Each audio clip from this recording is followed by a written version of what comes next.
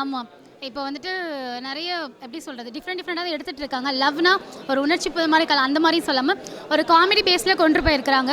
But என்னென்னா ஒரு first ஹாஃபில் வந்துட்டு பையன் வந்து நிறைய லவ் பண்ணுறாரு, நிறைய வந்து கடன் வாங்கி கூட வந்து பண்ணுறாரு பொண்ணுக்கு தேவையானது எல்லாமே.